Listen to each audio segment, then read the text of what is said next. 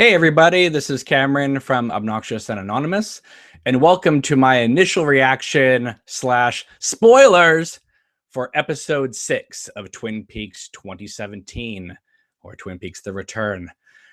This episode was called Don't Die. It was written by Mark Frost and David Lynch, and it was directed by David Lynch.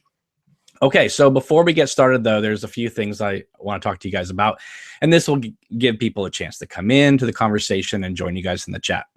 If you guys have any questions or comments, be sure to throw them in the chat, and I will get to them when I can. Okay, let's get started here. So my day began pretty nice. The wife is out visiting friends and family, so I had the whole day to myself. It was wonderful. And I was contacted by Stephanie. Well, she sent an email like the other day. And then I also got contacted by someone who wants to remain anonymous. But they kind of sent a fun anagram my way, which I thought was really kind of cool. And I shared it on Twitter, and it blew up like hotcakes. It just went crazy. And I just want to share it with all you guys. I'm sure you probably already know, but for those who may not know, let me just let you know what it was. It said the names Dougie, Janie E, and Sonny Jim all anagram out to Josie, Judy, and my Annie gone. I thought that was pretty cool. But yeah, this thing has been retweeted several times, liked several times, and I had a few people calling out the Twitter saying you guys are just nuts. maybe we're nuts. Maybe this is all much ado about nothing, but that's part of the fun. That's part of the charm. It's just, look, these details, these numbers, these dice, these red balloons, they may not mean anything. It could just be cute little Easter eggs that Frost and Lynch are throwing our way. But what does it matter? Okay, it's fun to speculate and notice the Easter eggs and talk about them and speculate about them. Again, it could mean nothing. A lot of Lynch stuff is just, it is what it is, and you interpret it however you want to interpret it. But if you're enjoying yourself, what's the problem? I don't see what the problem is, but apparently there's some people out there who think we have a problem. Case in point, let's talk about John Semley from Salon.com. He wrote a very charming article today called, and of course, I say that ironically, and the article was called, "Enough with your Twin Peaks theories already. You are ruining it. Yes, it's fun to theorize about Twin Peaks The Return, but it's undermining the whole point of the series." Say it ain't so, John. Are we ruining the show for you? Then stop looking at message boards. All right.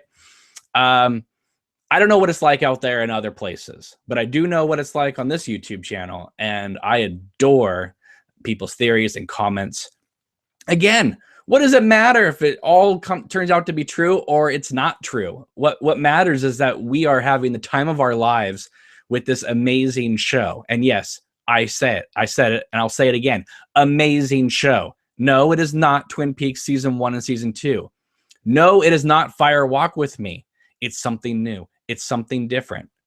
And you either go along with it or you don't. But if you don't, I want you to know. And I rarely say this kind of stuff, but I mean it. If you don't like this show, there's something wrong with you, not Twin Peaks. There, I said it. Okay. Next one we'll talk about is BuzzFeed. Course, lovely BuzzFeed. This was written by J.W. McCormick, and basically the article, it's called "The New Twin Peaks Reflects America the Way It Is Now," and it's basically saying that the new, while that's sounds like a decent article, the problem with it is that it's saying that this new series is basically crapping all over the mythology of the original series, and I don't feel that way at all. In fact, I think it's taking what we know, what we learned in the series and in Fire Walk With Me, and enhancing it. It's exploring it thoroughly without, laying it out so obvious for us. It's not holding our hand through the whole thing. It's expecting us to take the leap ourselves and investigate ourselves. But it's showing us a lot to look at. It's giving us a lot to ponder and think about.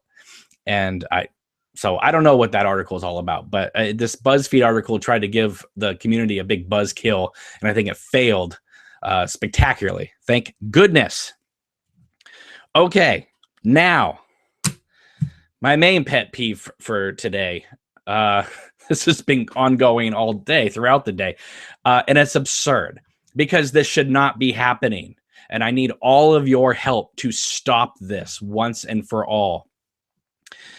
Listen, we are in the Twin Peaks community. We love to discuss all aspects of Twin Peaks. There's a lot to discuss. Heck, there's a lot we can debate. All right. But some things are not up for discussion and not up for debate. Okay. Sorry. And you need to call this crap out when you see it. Now, I've had some people say to me today, God, Cameron, you're so serious with this. It's like, well, what do you want me to be? Do you want me to just be like, okay, whatever you want to say, go for it. I don't care. No, I care because representation means a lot to me. And this may be a trivial, stupid thing, but it drives me nuts because we have to, well, we don't have to, but we are bombarded with tons of articles and write-ups about the new series. We don't read them all, but we, occasionally we are intrigued. We're interested in hearing a writer's take on something that we're interested in. But every time I get through an article or I'm making my way through it, and all of a sudden that writer says, quote, the Bang Bang Bar, I check out. I'm done. Anything you say is irrelevant to me. I could care less what you have to say. If you don't know the proper name of the building, which is the Roadhouse, then I'm not going to read your article. Now, I've had some people say to me, Cameron, the sign says the Bang Bang Bar. It's the Bang Bang Bar. No, it's not. Nobody in that entire series, season 1, season 2, or Fire Walk with Me, ever said, hey guys, let's go to the Bang Bang Bar. You don't see Bobby Briggs saying to Mike Nelson in the pilot, Bang Bang Bar, now. No, it's Roadhouse. Let's go. Everything's in the Roadhouse, whether it be that judge that comes to town to allow Leo to go home with Shelly, or whether Ed and Norma are having a drink, okay? It's the Roadhouse. The Bang Bang Bar might be an aspect inside, but it is the Roadhouse, okay? I can't believe I have to actually, hold your hand, not you guys, probably in the chat, but a lot of people out there in the Twin Peaks community apparently don't know this, or they're so new, or they just don't care. And if they don't care, that drives me nuts. I wrote today, let's see here. Any article that writes Bang Bang Bar in it is automatically foolish. They are. They're ridiculous. Let's see here. They're just like, it's a sign. It's a sign. Things change over 25 years. Get over it. No, it's the Roadhouse. And keep him. What I love is that there was a viewer named Daniel who he kind of took me to task today, actually, because of he didn't like something I said about the missing pieces. I did kind of a live commentary last night for the missing pieces. If you haven't seen it, check it out. Let me know what you think. Anyway, Daniel wrote, and I agree with him, where he says, if people in the community or outside are calling the Roadhouse the Bang Bang Bar, are they also calling the Double R Diner the Marti Cafe? Because that sign's up there too. It's been up there for 25 plus years as well. Oh, I agree. I responded back, I would have a lot more respect for these people with that level of consistency. So anyway, drives me nuts. I know it means, maybe not a lot to you guys, but and this is not something that I ever thought I would have to argue with people about. But apparently it's a big thing that's just throughout all the articles, and it drives me nuts. It really irritates me. And the fact that I have to keep calling it out just really just ticks me off. But, you know, I know there's David Lynch purists out there that are like, you know what? David Lynch has allowed the marketing to say Bang Bang Bar, so it's the Bang Bang Bar.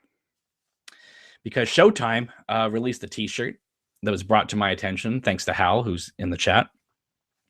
They are selling the Bang Bang Bar t-shirts. Now, I have no problem if it says Bang Bang Bar with the gun. But the title of it should say, you know, Roadhouse t-shirt with the Bang Bang Bar on it. Now, the Bang Bang Bar logo was in the pilot. It was in Fire Walk With Me. It's in the new series. Okay. So it's not like this sign like is new to this series. Then you would have a case. You could say, well, you know what? The Roadhouse got bought out by the Bang Bang Bar, and there it is. Nope. Bang Bang Bar has been there the whole time. And yet you guys say to me, no, this David Lynch's wishes to have it be called the Bang Bang Bar. Even so far that Twin Peaks Wiki has called it the Bang Bang Bar too. No. You need to go back and change that to the Roadhouse. Thank you very much. But so let's go and consult our friend, Mr. Lynch. Okay. The other day, remember I read to you this crazy, like, for 3.5 hours, I read to you the Fire Walk With Me screenplay. Well, let's go to page 76. 76. This is when Laura is confronted by the log lady before the Julie Cruz song starts. Scene 127. Exterior Roadhouse night. Now let's go to page 77 when she goes inside. Ooh, scene 128. Interior Roadhouse night. Not interior Bang Bang Bar, even though we got a big fat close-up of it saying Bang Bang Bar in the movie. Nope. It is the Roadhouse. I'm telling you guys, this is not something we should be talking about or debating. And yet I feel like I have to, because there's people in the community who insist on telling me that I'm wrong for calling it the Roadhouse. I'm over. I'm done with it. It's the last time I complain about it. But you guys, please, I'm asking you for your help. If you see people out there calling it the Bang Bang Bar, just be a little bit of a troll and let them know the truth. That would really mean a lot to me. Okay. So one more thing before we go on. I just have to say this because I keep forgetting to say it. Hang on one second while I get the camera to focus, because for some reason, ever since I put it on the screenplay, it went out of focus. So after that rant, which I apologize for if I wasn't directed at anybody, just people in general. I keep forgetting to say this, so I'm going to say this now while people are watching. Please be sure to like and share these videos if you would like to. But be sure to subscribe to this channel as well. My wife doesn't think I can get this channel to 2,000 subscribers by the end of June. So I kind of made her a little bet. We don't really have a what I'm going to win or lose, but we just kind of did a gentleman's bet. So I need about 390 something more subscribers to get to 2,000. I think it can be done. There's enough people who watch these videos. So if you like the content on this channel and you want to see more of it, and everything that goes along with that, please subscribe to this channel. It would really mean a lot to me. And I would love to show this number to my wife and be like, ha, I did it. So, well, I can't do it without you guys. So please help me get to that goal. Okay. Now let's discuss what we are here to discuss. Episode 6, Don't Die. First of all, I have to say, we are 1/3 through this entire series. We are 6 episodes down. We have 12 to go. So I don't know if they're following a 3-act structure. Doesn't seem like they are, but let's just, for the sake of this part, let's say they are. We're done with the first act. So we are now moving towards the middle of this saga and see where it takes us. I have to just say, what a treat this is to have it happen every week. There was that after they showed the first 4 episodes, we had that 2-week break. That was kind of hard, but it was nice because it gave us time to go back and reflect and watch those first 4 episodes numerous times. But I just have to say, I love the idea that every Sunday, at least until September, we're going to have a new episode of Twin Peaks. That's amazing. I haven't felt this way in a long time about a show. I didn't watch it all the time, but for a while, the last 2 seasons, I watched Lost every week. I used to watch The Shield every week. But a lot of TV shows, I would just catch up on DVD and Blu-ray and stuff. But Twin Peaks was the first TV show. Well, maybe that's not true. When I was a little kid, obviously I didn't have a choice, to go out Friday nights and that type of thing. I used to watch Sledgehammer every Friday. Loved that show. If you guys haven't seen Sledgehammer, it's a hilarious show. I don't know if it's funny anymore. I would hope it is. But I remember when I was in 5th grade, Sledgehammer was awesome. Okay. Anyway, but Twin Peaks was the first time that I really just fell head over heels in love with a show, and just it was what they call appointment television. If I was not home that night, which was rare, but if I was not home on that Saturday night, believe me, I recorded every episode, and thank goodness the power didn't go out because I caught every episode. So anyway, it's just so wonderful to have something to look forward to in the world of television, right? Not something you just DVR or, buy on Vudu or iTunes, something that you actually sit down and watch at a specified time. I don't really do that a lot. If I want to watch a movie or a TV show, it's recorded. I sit down and I check it out at my own time. But Twin Peaks, maybe because of the spoilers and also because I love talking it out with all you guys. I need to be there, and I want to be there, and I make sure that I clear my whole schedule for several hours before and after. And when was the last time you did that for a TV show? So regardless of whether you like this new show or don't like this new show, or whether you're praising Mark Frost and David Lynch, or condemning them because they're ruining your favorite show, you're still making time for this show, and that says a lot. It says a lot about you as a fan, even if you don't like it. All right, it says a lot about who you are, that you are still making this appointment television for you. It shows that you still care. And if you love this show, obviously this is like the best day of the week. So anyway, just wanted to say that I think this is the best, most wonderful gift that television has given us in quite a long time. So I just wanted to throw that out there. Okay, now let's discuss this episode. Now, again, these are just my initial thoughts, right? And I'm going to be talking spoilers. So if you haven't seen the episode, please don't watch this. I'm not really going to be analyzing this. All right, that'll be reserved for the watch along and the Twin Peaks Thought of the Day videos later down the line. This is just me just throwing stuff out and kind of just going through the story and working it out in my head. So I'm going to be going to the chat soon, and we're going to start talking all this out. Okay, so the episode begins. I don't know who it was, but there were a few people on this channel that called it, and I was so happy when you guys did. I was thinking they wouldn't do that, would they? Well, they did it. Mark Frost and David Lynch began the episode exactly where we left off last time, and Dougie is still in front of the statue, and only this time he's like pulling out his sleeve, and I was looking at that, trying to figure out what on earth was he doing.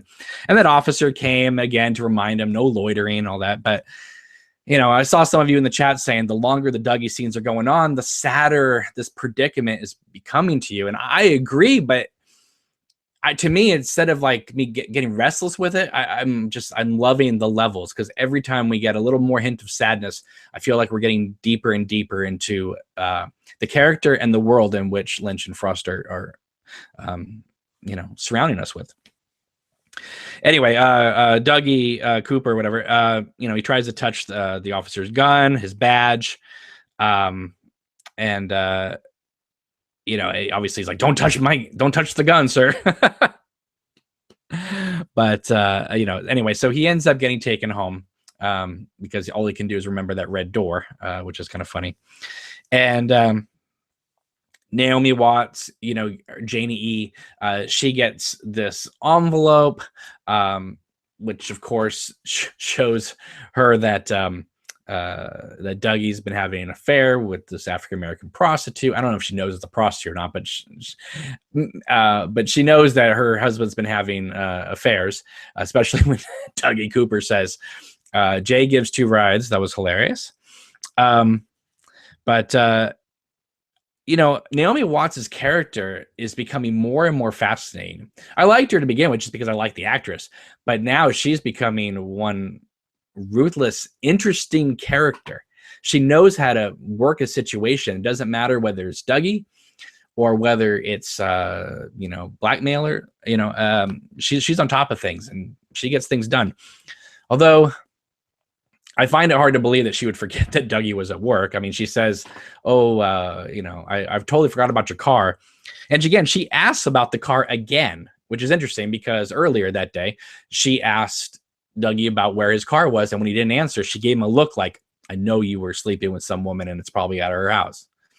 But so it was weird that she kind of forgot that look that she gave him in the morning. And then she asked him again. And then when it was confirmed that he was cheating on her, she was like realistic about it. She was like, okay, you've done this. It's time to move on. We are a united front and we're going to just move forward. I thought that was really interesting. I didn't expect that. She makes a point that she's going to meet these blackmailers at a park, which is near Guinevere and Merlin Street. Another King Arthur reference. But the most shocking thing, at least in this beginning part of the episode, Sonny Jim, he talks out of nowhere. I saw Hal in the comments say, well, could he always talk, or did he just snap into it and start talking? Because my goodness, once he let out his first word, he was like Joey in Nightmare on Elm Street 3 Dream Warriors. All of a sudden he was just a talkative little bird.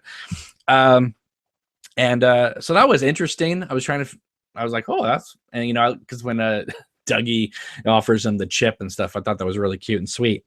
Next to the lamp of Sonny Jim's room, there is a cowboy that's like this with his arm out, which is kind of interesting. And I think there might be a Native American statue there too with his arm out as well. So there's definitely a lot of like statuesque things with their arms pointed out. There's probably a lot more, of things like that we haven't figured out yet. But that was cool seeing Sonny Jim and Dougie together. But then we got the traffic light. And it looked like the same. I mean, yes, I know it's the same light, but it looked like the same shot from the series. So either they went back and really cleaned that up from the original Blu-ray set, took it from the Blu-ray set and used it, or they shot that with the digital camera and just happened to match perfectly. But it was great. And then obviously we get that hint of electricity, which is going to make it's going to come back a few times in this episode. All right, so then we go to the Black Lodge. There's Al Strobel again in the biggest role of his career.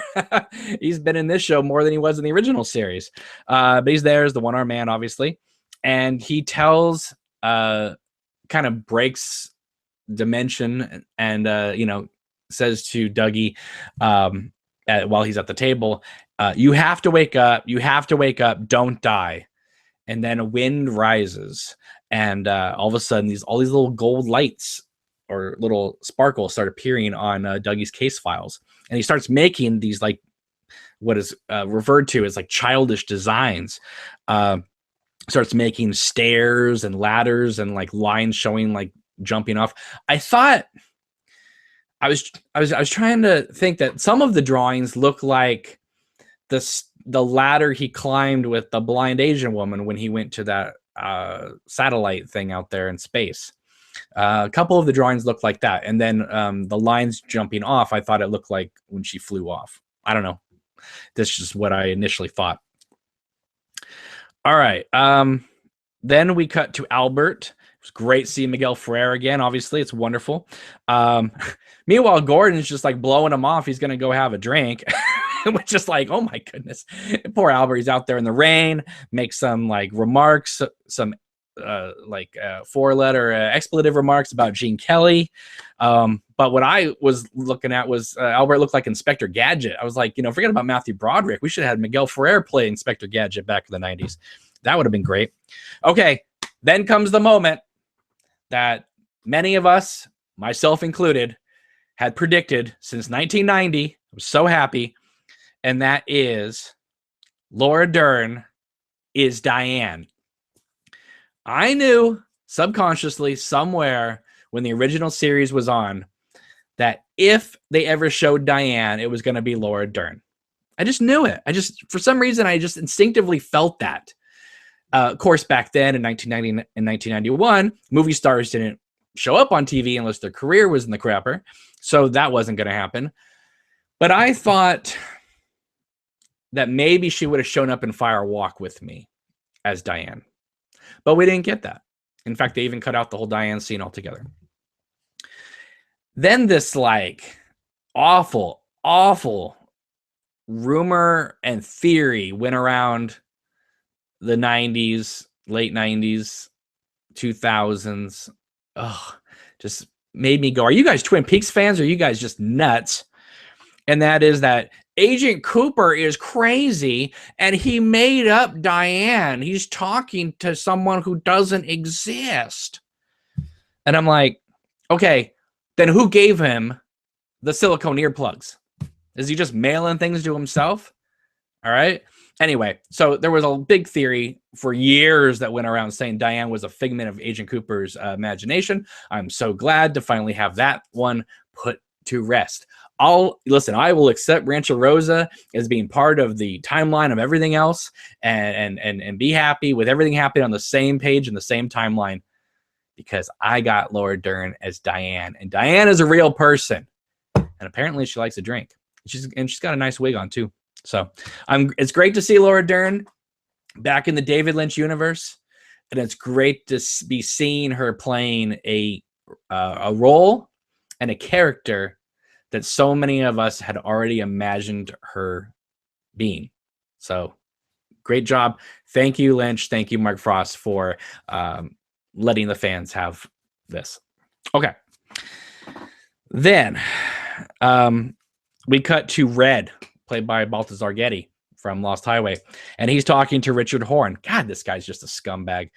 Anyway, it's a pretty odd scene. Obviously, they're talking about the drug dealing and that type of thing. We're going to analyze this scene soon. But I just wanted to say it was very odd. Red's hand was trembling a little bit. He blamed it on his liver, but it reminded me, of course, that episode, towards the end of season 2 where everyone's hands are shaking. There's that weird thing where he flips this dime up and the dime is like in space just hovering. And all of a sudden it comes out of Richard's mouth. And then all of a sudden it's back in Red's hand. And he's like, this is me, this is you. And he's flipping the coin around. And he keeps calling Richard Kidd, which of course ticking him off. But that is a scene I think that we're going to have to come back to and really look at that. I think it will make more sense as the series goes on. And when we come back to it, we'll be like, oh, okay, that's what that meant. And that's what that was referring to, etc. Okay, now we cut to the Fat Trout Trailer Park, which is interesting because you would think that would be more southern from in the state, right? Because Teresa Banks was down by the state line, apparently, if we go by the pilot. But here, apparently, Fat Trout Trailer Park has moved closer to Twin Peaks. They don't establish that in the series. That is something that I guess we as fans have had to just kind of figure out by the filming of it. I don't know, because they don't say a town or a place, and they've been establishing cities and stuff like that throughout the series so far. So who knows? But Teresa Banks, I don't know, because Leland Palmer, yeah, he was having this quote unquote, beginning to have an affair with Teresa Banks, but Leland Palmer was a businessman who traveled all over the place for Ben Horn, so it made sense for him to be in the southern part of the state. But is this Fat Trout Trailer Park still there, or did Carl Rodd move it up? Maybe we'll find out. I don't know, but it is definitely closer to Twin Peaks. And it's just hard to know whether it's always been that close to Twin Peaks. Probably not, right? So that's something hopefully we can figure out. Okay. Anyway, this guy Mickey shows up and wants to hitch a ride with Carl, and he starts talking about Linda. This is interesting. It's coming right after the Richard scene, right? Now we're hearing about Linda. Linda apparently needs an electric wheelchair. We are not introduced to Linda in this episode, but it is interesting to go right from Richard to Linda. So I like that. It seems apparent, I could be wrong, we talked about this last week, that maybe the new Sheriff Truman, his wife, the Carl Rod, is her dad. It seemed to match up, right? Because he needed a ride. I guess we'll find out later for sure. Okay, so then we go to the Double R. Heidi is still working there. We knew that because I heard them say Heidi in a previous episode. I think it was last week's episode when Becky came in. But now we get a shot of Heidi, and she's still giggling away. That German, always giggling. She's, her and Shelly are very kind to this customer. They, say they're gonna, treat her to, her own pie and stuff later in line because she kind of overtipped them. So that was nice of them to say that. Okay, then we cut to Harry Dean Stanton, Carl Rod. He's sitting in the park, and we got that shot we saw in the teaser that Showtime released. And then we see a mom running after her little kid. And, we just know, because we keep seeing Richard driving in his truck, that we're being set up for a Pet Cemetery moment here. So the little boy runs out into the street. Well, not really. He gets permission from another truck driver to go through the crosswalk, and mom lets him run across the crosswalk, and then he gets plowed down by Richard Horn. Okay, now, for a lot of you, this was a shocking moment, and it was a shocking moment to see it happen. But this is one problem with the internet. For those of you who followed the production of Twin Peaks, of this new series, then you knew this moment was coming, because this moment was shot in broad daylight in the middle of North Bend, and people reported it all over the internet on message boards. So we didn't know the context of it happening, but we did know that a kid was going to be hit by a truck in broad daylight near the Double R Diner. So while still shocking to see, but it wasn't as surprising as it would have been if that information had not been everywhere before. But anyway, didn't ruin things too much. Carl looks and sees what appears to be like the boy's soul going up towards the heavens. I thought maybe it was going to get sucked up by the electrical wires, but it didn't. It managed to go past the wires and disappear. Then we get a little shout out to Fire Walk With Me, because on the pole, now here's another thing I was confused by, because it shows a telephone pole with the number 6 on it. So either that is a saying that the 6 is on that telephone pole right there, or if the Fat Trout Trailer Park is indeed the same one that we saw in Fire Walk With Me, and it hadn't been moved closer to Twin Peaks, right? Then the 6 could have been back on that telephone pole in the Fat Trout Trailer Park, and maybe it was just calling back to the telephone pole that Chet Desmond saw in Fire Walk With Me, and not the one right there. I don't know. It could go either way. I guess we'll find out soon enough, because they'll probably go back to that pole at some point. Okay. I was going to, this is a joke. Okay. But all these articles being written lately about, David Lynch is a misogynistic pig. He hates women. Well, I would say from the last couple episodes, he hates kids. I mean, in this episode, he just plows down a kid. In the previous episode, he almost blows up a kid. And then, he has these car thieves just pelting the kid with rocks. and then they blow up, right? But anyway, I'm totally joking, but it's just so funny. There's a lot of kids in peril in this new series. Okay, then we cut to again, I don't know his name because I didn't have time to look it up, but the guy from Winkies from Mulholland Drive. We see him. This is not the same guy from Las Vegas. They look alike. It's not the same guy. I've fallen down that hole a few times, but no, this is a different guy, everybody. This is the guy that was talking about you don't want to work for a boss like this. That was earlier in this series. Anyway, he has sort of like this white envelope on his desk. And we're going to come back to that white envelope eventually. It reminded me of, slip a silver dollar through the door and, with the hit instructions that Mr. Reindeer did in Wild at Heart. Anyway, then we cut back to the house that Dougie's car was left at, and it's now in pieces. The license plate is on the crack mom's house, who's still in there yelling 119, 119. So that is important. It has to be, right? Because if it was just a throwaway thing, then she'd just be yelling 119 in that one episode. But she's been yelling it, I guess, in 2 now, but we've seen her 3 times. But still, she's saying it a lot. It kind of calls attention to itself quite a bit. Anyway, then we cut to Mini-Me. Basically, there's this little guy in this like motel room, and for some interesting reason, he seems to have an ice pick sitting right on his dresser. It will come back into play. Trust me. Anyway, he gets a white envelope through the door, and he gets these 2 pictures. One of it is Dougie Cooper, and one of it is Lorraine, who we saw at the last episode. Lorraine is the one who hired the 2 hitmen to kill Dougie, and they failed. And so she knew that a hit was going to come onto her life because they failed. She made that clear at the beginning of last week's episode. Anyway, this little guy takes the ice pick and starts stabbing them in the pictures and stuff like that. All right, then we cut back, and Dougie is now back in the Cooper suit. He's riding the elevator. He's smiling. It's just adorable. I know some of you out there are really irritated and ticked off that we haven't gotten Agent Cooper back, that it's just Dougie, that it just seems like a one-note joke, a one-note performance. Listen, there are tons of levels. There's tons of layers going on. You cannot like it. I get it. You're getting restless. I understand. But there's a lot to admire. There's a lot to like, because once we do get Cooper back, believe me, it's going to be aces.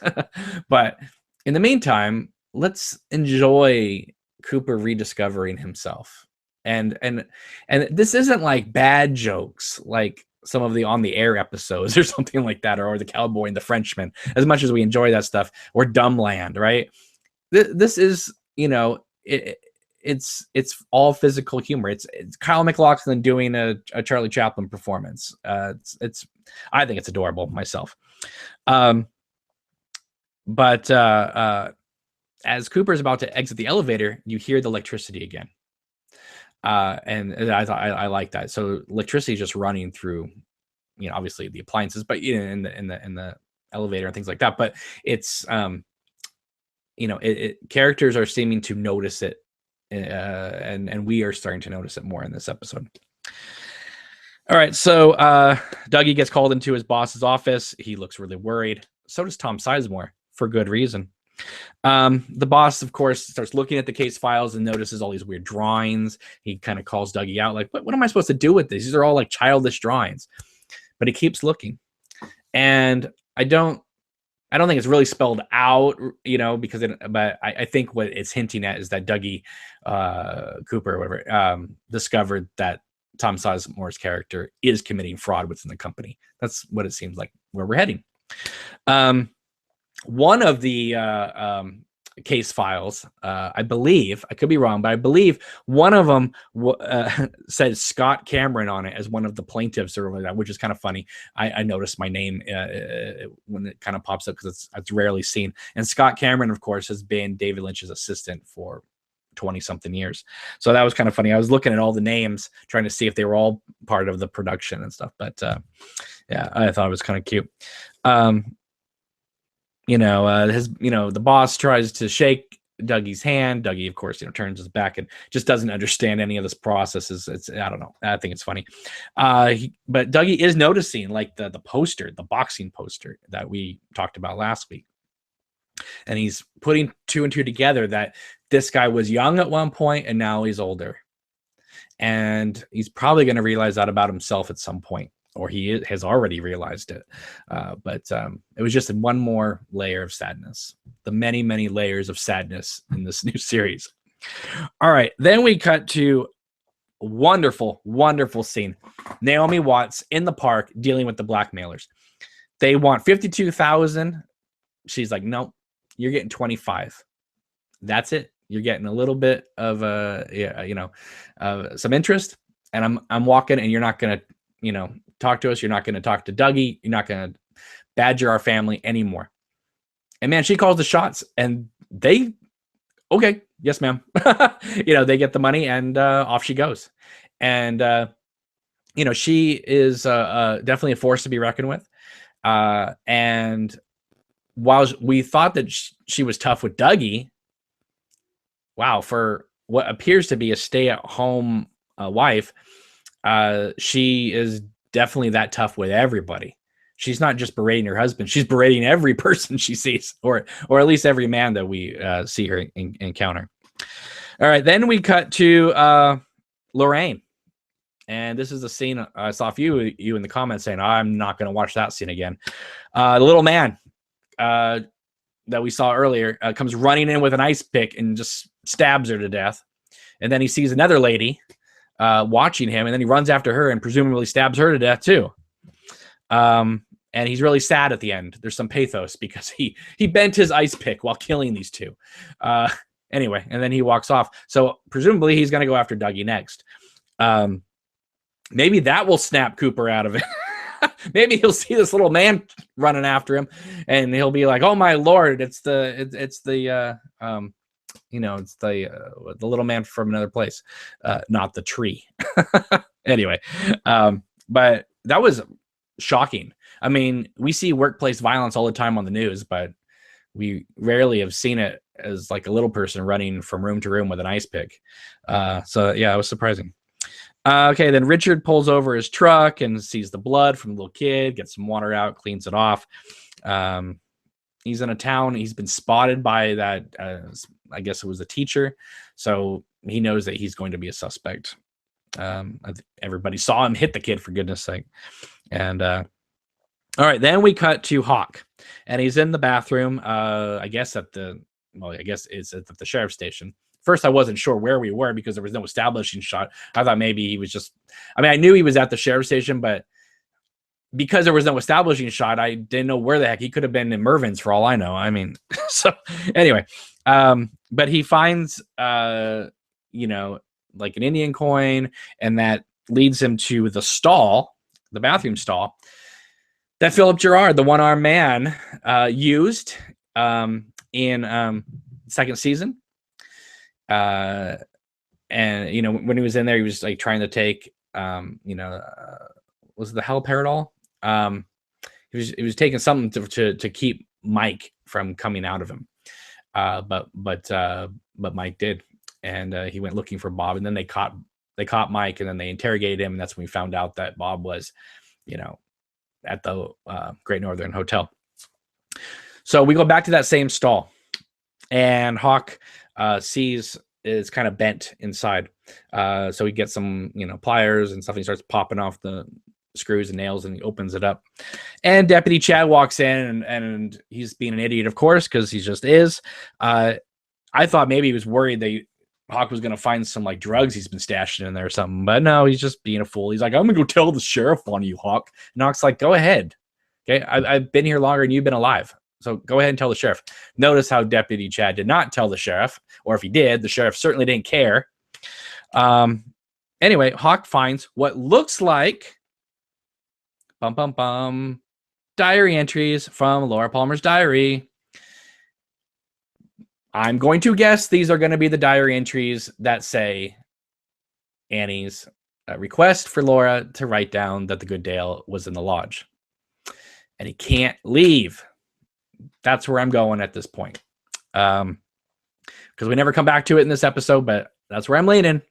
I'm hoping he's going to read about it and be like, oh my goodness. So the Cooper that came out, the one that saw Major Briggs, is the shadow self that I warned Cooper about in the second season. Yes, I think that's where we're going. All right. So then we are back with Sheriff Frank Truman and his wife, played by Candy Clark, comes in and starts complaining about her dad's car. Again, this is what made me think, okay, is her dad Harry Dean Stanton? We talked about this last week, but it looks like it's going to be. The reason why I'm kind of hesitant about it is because we had heard gossip or rumors that Harry Dean Stanton was going to be Shelley's dad, or maybe it just appeared that way. So, but if he's Candy Clark's dad, then fine. I just want an answer. Whose dad is he? So anyway, then the Deputy Chad starts kind of making fun of her, and the dispatcher calls him out and lets him know that their son, presumably Frank Truman and his wife's son, committed suicide. I guess he was in the military and he committed suicide. And then we cut back to the Roadhouse and we hear another band. I didn't catch the band's name, but they play music and the credits roll. And now we got to wait till next Sunday. So there it is, guys. That was episode 6, Don't Die. Those were my initial thoughts, obviously. And now it's time to engage with all you guys and see what you guys think about this episode. Are we digging it, or what do we think of this episode, guys? So, yeah, some people think that it is Laura Palmer's missing diary pages. SPF says Deputy Chad can rot in hell. Austin says Chad is an effing chode. Voltaire says, what if Lynch is trolling us and mentally disabled Cooper is there until the finale? People have said this before. I don't know. I don't really care. I'm enjoying the journey. I don't care where we go. I know it's going to lead us to a place both wonderful and strange. All right. Dano Mano says, the scene with Hawk in the restroom was the best for me. Classic Twin Peaks suspense. Yes, but I wish there had been some Badalamenti music underneath it, especially when it was prying open the door. I know they're holding the Badalamenti score for something. Probably when Cooper becomes Cooper again, the Badalamenti score is going to whoosh, and it's just going to flood the show. But right now, we are living in a pretty much music-less environment. Jan says, Philip Gerard asked for a buffalo nickel in the international pilot. Buffalo hunting. That's from Wild at Heart, guys. Let's see. Yeah, you guys are remembering the Mike scene in the old bathroom. AlternativeNation.net says Deputy Chad equals salon.com. Mandy says Lynch and Frost are not trolling anyone. This piece is long finished. Yes, but you can imagine they were having fun going, oh, you know, people might think this, or they might think they're obviously showing us that they are like 7, 8, 10 steps ahead of everybody watching this show, which is really fun. Austin says, I'm just rolling with Dougie, or Cooper's Dougie. If he snaps out of it, all the better. Let's see. Dano says, the missing pieces. I sure hope so. AlternativeNation.net says, Dougie will learn how babies are made in the season 6 finale. Ryan says, I'm pretty sure that this is going to be the Annie entry in the diary. It just makes sense, doesn't it? It just makes sense. Agent Cooper is here. Welcome, Agent Cooper.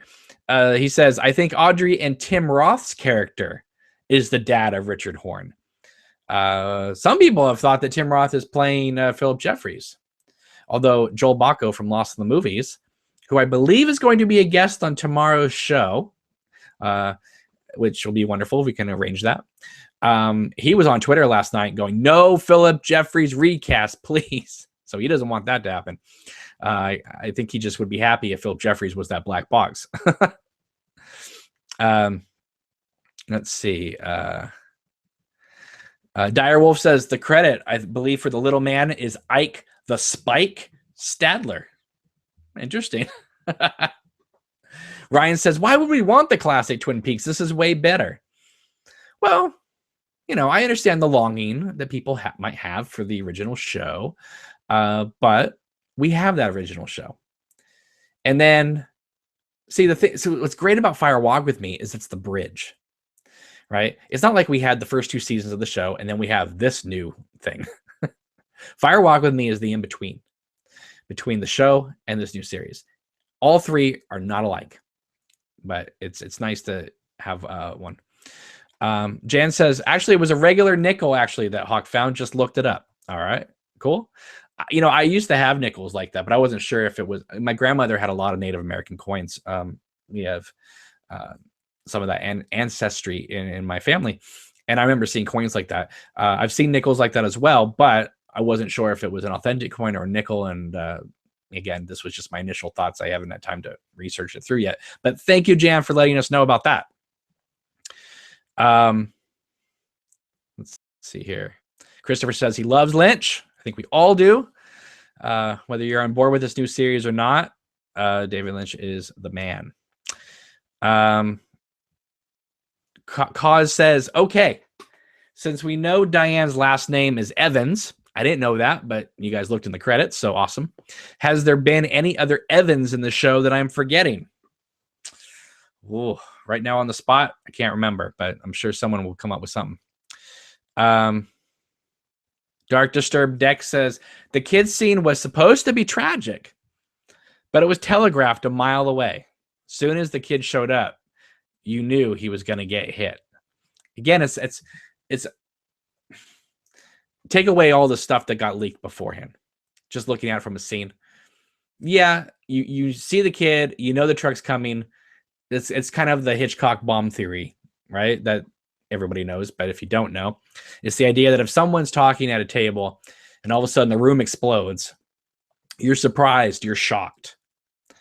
But if you show someone talking at the table and the camera goes below the table and you see a bomb ticking down, 10, 9, 8, 7, 6, and then cuts back to the person talking and then back to the timer, it creates suspense. And then when it explodes, there's more tension there, or there would be more tension leading up to the explosion. Well, this is very much, like I said, like the Pet Sematary approach. You see the kid running, then you see the truck, then you see the kid, then you see the truck. So you kind of know what's going to happen, but you're like sitting there going, oh my God, okay, Lynch last week did not blow up the kid, so he's probably not going to do anything. No, he's going to give us just a full-on front head body shot, and off it goes. As predictable as you may say it is, it is a really sad scene. It kind of echoed everybody crying at the end of the first 30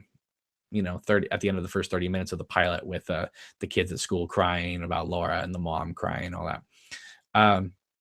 What took me out of the scene a little bit were like all the cutaway shots of the people just staying around, because those are just kind of like local hires, and they probably weren't told what they were exactly looking at. So they're probably like, imagine something terrible. And they're like, I mean, so obviously, cutting to the kid back and forth and the mom, that is really, really sad. But just some of the looks that some of the people had in the crowd was like, I don't think they're really looking at a kid that just got mowed down. But I don't know. Maybe I'll play better on the second watch. I did like Harry Dean Stanton going over there and comforting the mom. It was very sweet. I was surprised, though, that he noticed what it looked like the soul just kind of drifting up. I was like, oh, that's interesting. It's kind of like the Ghost Whisperer. Christopher says, I just hate this Twin Peaks hangover at the end of every episode. Oh my goodness, you're telling me I gotta go to work tomorrow, probably like a lot of you, and I'm just gonna be thinking about this and probably drop something on my foot. Adama says, I love the intensity and magic of the Red and Richard Horn scene. Yeah, that magic part of it, that came out of nowhere. And I was just like, oh my Lord, we're really dealing with like supernatural spookiness now. Let's see here. Mandy S says, I think the only person who could pull off a recast of David Bowie as Philip Jeffries is Gary Oldman, and that's not going to happen. Can you imagine if Gary Oldman was in this thing as Philip Jeffries? Woo! That would be amazing. Drake says, this was a really funny episode. It was such an exquisite mix of surreal, perverse, absurd, melodrama, and kids dying and little people stabbing people with ice picks. Let's see, what is this here? Oh, come on. I hate sometimes the chat goes way fast. Let's see here. Okay. Derry says Tim Roth for me will play Hutch, husband of Jennifer Jason Leigh. Maybe that would. Well, it makes sense, right? Considering they would just come off Hateful Eight together. SPF says he wouldn't mind Tim Roth playing Phil Jeffries. Dire Wolf says this new Twin Peaks is the anti-sequel/sequel. Black Sun Rising says, don't forget about the Indian head on the door hinge. That is true. Maybe the coin led to that, which led to inside the door. I kept saying for the last few weeks, Hawk, look in the diary. But we do know that Harold Smith destroyed part, if not most, of the diary, so that maybe he'd have to put some pieces together. Putting the pieces together, Harry, or it would be on a page that just didn't get destroyed. But hey, this is even better that the one-armed man stuffed it inside the door of the bathroom. Maybe it was someone else that did it, but I'm pretty sure it was a one-armed man. Nicolio says, I love how every time we see Lorraine, the one murdered by Spike, that hip-hop beat plays. Yeah, it played, right? And then when he stabbed her picture, it stopped. It was kind of funny. Let's see here. Scott wants to see somebody naked in this show. I have no idea who you want to see naked. Let's see. Drake says, why does Philip Gerard, or the one-armed man, wander about in the Black Lodge walking like he's Boris Karloff and Frankenstein? Because the giant was named after Boris Karloff and Frankenstein. 5 question marks. Come on, get with it, Drake. I'm just kidding. Confucius says, I went back and started watching the original. Felt weird. Yeah, it is a different. It's definitely 25 plus years earlier. Adam says the kid getting run over looked like a scene from a trauma movie. Oh my lord. Yeah, it kind of reminded me a little bit of that first Toxic Avenger, but it wasn't quite as extreme as that. But Lynch is a little bit more artistic, I would say. Although I'm not knocking trauma. I'm just saying there's a time and place for everything, people. Let's see. Austin says, no, that was the boy's soul we saw. We've seen souls before in Twin Peaks, and they're aflame. I guess you're referring to Wyndham Earl getting his soul yanked out of him by Bob in the final episode. Direwolf says, no, that was actually Garmin Bozia floating up. Really? You think it was like cream corn floating up into the sky? Maybe. I don't know. It looked like just kind of like dust, kind of like the gold sparkle that Dougie saw in his paper. Rosenfield says the car accident works because of the music. I loved it. Let's see. Drake says the Spike killing was something out of Mad Max. Yeah, probably. He's the Ayatollah of rock and rolla. Dark Disturbed Dex. I give you that. It built to the suspense. It was just like, okay, they're talking about the car accident. No one cares who this kid is, and he just got hit. Oh man, you're heartless. I understand what you're saying though, but still, if you were on the street and you saw some random kid run over by a car, would you just be like, I have no idea who you are, kid, so goodbye. Matthew says the electric wires seemed ticked off that he couldn't grab the kid's soul. Have you ever seen an electrical wire mad? I guess you do. If you've ever seen it like cut down and like flailing everywhere on the street. John Michael says, I think Richard is Audrey's son. Oh, God help us if he is. Voltaire says, is Harry Dean Stanton gifted or damned? Guess we'll find out soon. I mean, well, we read a little bit about him, right, in Mark Frost's book. And so we know what he means in Fire Walk With Me when he says, I've gone places. Black Sun Rising says, I want to binge watch all 18 hours now. And that's why David Lynch did not release it to Netflix. Yeah, Ryan says, Harry Dean Stanton was abducted with the log lady, according to Mark Frost's book. DDR's Rez says, Harry Dean Stanton is probably gifted like Cooper.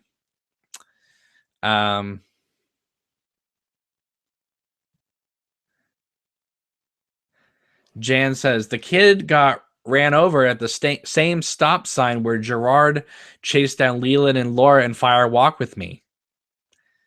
Really? Was that bad auto mechanic shop right there too? Mister, you're gonna burn your engine out. Scott C says, so is there any way to even formulate a connection between Linda and Richard? Yeah, we've been talking about it for a couple weeks now.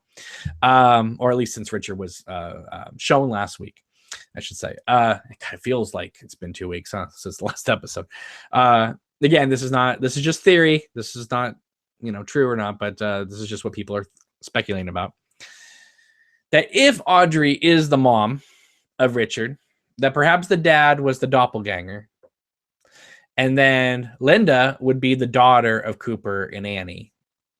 So Cooper, his real self and his shadow self, would have fathered both kids, and it would be two birds, one stone, as the giant says. So if Cooper was the dad, theoretically, of both. It's the only thing we have to go on right now. It's completely made up fan theory, but see what happens. Right now, anything's possible. Okay. Drake says, Laura Dern is Diane, so it pieces together. Let's see. Cause said this earlier, but I wonder if there's anything to the junkie's mom. Yeah, saying 119, 119. Well, she's saying that a lot. Apparently, that's all she's been saying. Well, that little kid of hers is eating Pringles and watching cars explode. Let's see. John Michael says, I guess Leo is dead. Yeah, because Shelly looks a little happy. Or maybe he just never came back from the woods with the spiders. SPF says, I bet we see Linda next episode. Something tells me we're going to be spending a little bit of time at the Fat Trout Trailer Park. Austin says, can we talk about Balthazar's scene and what was up with the magic trick? You guys may have to discuss it amongst yourselves. I was just kind of like, what? That's interesting. That's going to take a few more times to watch that scene to understand it all. And I don't think we're going to understand it fully until we see a few more episodes down the line. And then when we come back to it, we'll be like, that's what they meant. Adamo is bringing up the Moonchild theory that the vlog lady talked about in one of her recent videos, which, by the way, want to let you guys know, Vlog Lady and I have been in touch, and we are trying to figure out a date that we are going to do one of the Twin Peaks Thought of the Day videos together. So that is coming soon. Hopefully, it's really hard to figure out schedules, but it's something we both want to do. So that's awesome. Okay. Let's see here. Alternative Nation says, will Richard Horn kill Wally Brando? Now, Wally Brando, he'll probably end up, he's probably the king of the Bookhouse Boys right now. So Sal says, can someone help me out with the gist of this episode? Is so confused. Okay, so at the end of this video, go back and watch me talk about it, or wait till tomorrow or Tuesday. I haven't figured out when I'm available yet to do the watch along, and we will rewatch the episode as we've been doing, and we're gonna all watch the episode together and talk about it, and we will figure it out as best as we can for at least up until now. Maybe by episode 8 we'll be like, nope, we got it all wrong, but we'll try and do our best. Let's see here. William TPQ says, in real life, a lot of the worst people actually really do everything backwards. I've had some really evil family members, and they legit do backwards stuff. I believe Lynch or Frost has witnessed this. That's a little scary. I've never noticed people doing backwards stuff before, but I'll take your word for it, William. Scott C says, could the magic trick have been a result of Richard just being high? Probably not, because Red seemed to be in on it.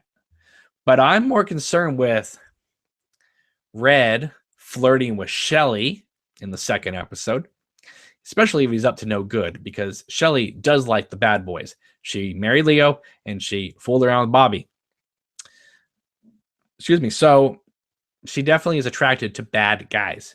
And hopefully this isn't the one that ruins things for her, because the last one she was married to tried to burn her alive in the sawmill.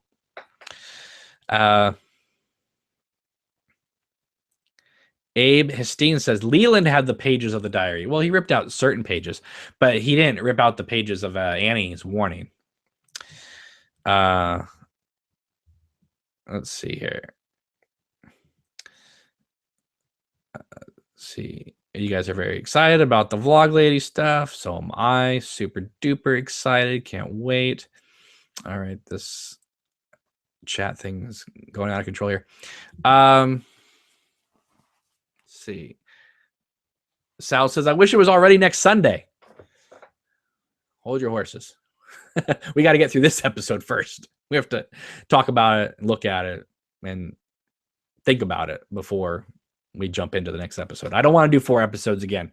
As great as it would be, that was a lot of Twin Peaks to digest that first night. Just have to say. Leonard says, no question, no problem. Wally Brando could take down Richard Horn. I agree. Cause is fascinated the fact that Dougie's real name is Douglas. Okay. Ralph echoes what John Thorne of Blue Rose magazine thinks. Richard Horn could be Donna's son if she took the Horn last name and never married. Which, by the way, the new magazine for Blue Rose magazine. The creators that previously worked on Wrapped in Plastic, they're putting out a new magazine. The new issue is out. Apparently, it's awesome. I haven't seen it, but Hal in the chat, he gets a subscription and he's super happy with it. And so, yeah, I'm trying to get John Thorne on this show as well. Again, schedules are difficult sometimes, but yeah, it looks like that is the magazine to get if you're like, Twin Peaks fanatic like us. So I have to get on that myself and order it. Austin says, I too have seen red curtains flowing in the forest. That says a lot about you, Austin. Let's see here. Drake says, the scene between Red and Richard Horn reminded me a lot of Werner Herzog's Bad Lieutenant, Port of Call, New Orleans. Oh my Lord, that breakdancing scene is hilarious. Let's see. Everyone's yelling, hello, hello, hello. Confucius says, I wouldn't be surprised to see a random cut to Leo in the cabin. 25 years later, he's still holding on. The spiders are dead, but he's still holding on. Let's see here. William says, I think most American forests just have red curtains. Oh, boy. All right.